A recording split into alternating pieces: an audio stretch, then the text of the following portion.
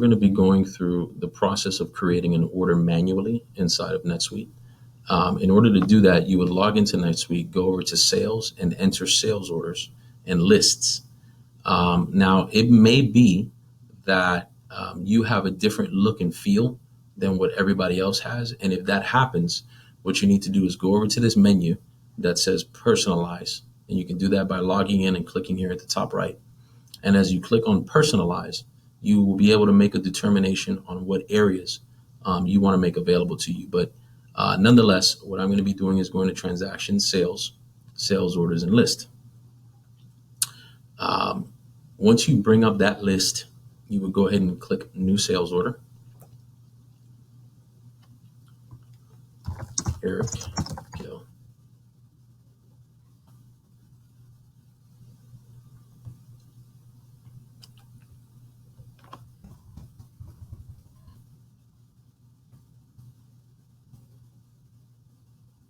I'm just going to type in a random item that I know we have here. Yeah, there we go. All right, so it loads up the item. Let me move this out of the way. And I'll just click add. Okay. A couple of things you need to make sure of is that this class section is selected.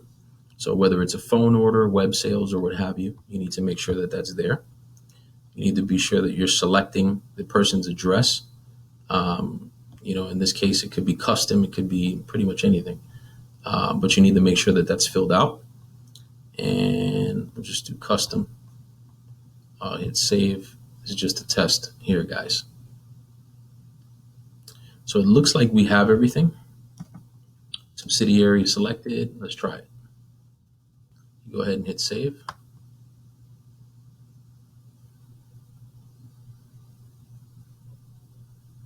And now the order is selected.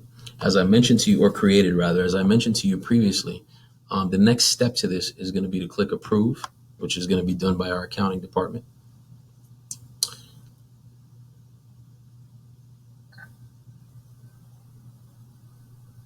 And then you'll notice that that sales order created a purchase order automatically. Well, let's look at why that was the case. Let's take a look at the item. Okay, so if you notice, it has a PO vendor on it, and it's also flagged as a dropship item. So this is an inventory item that's flagged as dropship, and it just created a purchase order. Now that purchase order is right here, right? So you can always link to it from the sales order, and you can go ahead and print it if you want. And you'll have a printout of that PO. If you ever need to navigate back, you can click on related records, and that will give you a list of transactions that are relevant to that item. But if you're inside of the purchase order, you can always click here where it says related to. Let me do that again. Related records. There's a purchase order here. This is that PO. If you want to navigate back to the sales order, you go right here, right? So this is a pretty cut and dry. As I mentioned on previous videos, you're able to add notes to all of the transactions within the system by simply, going to them and clicking add note. If you want to view those notes, you can always click view note. And that's pretty much it. The next stage of the sales order is to actually fulfill it, because you're not going to be billing. You just need to fulfill the item, and that tells the system to pull the product out of inventory.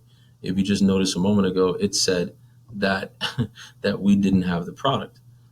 So we need to understand that, it tells us, well, hey, you can't ship the product because you don't have it. But what we're telling the system to do is to allow us to do it, to allow us to ship the product. So we're essentially going to be going into negative inventory. So let me go ahead and tell the system to do that. I'm going to select the item.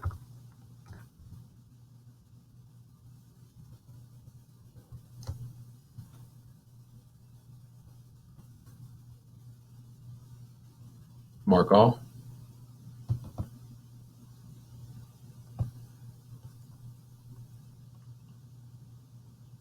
Here we go. Sorry about that. Here we go.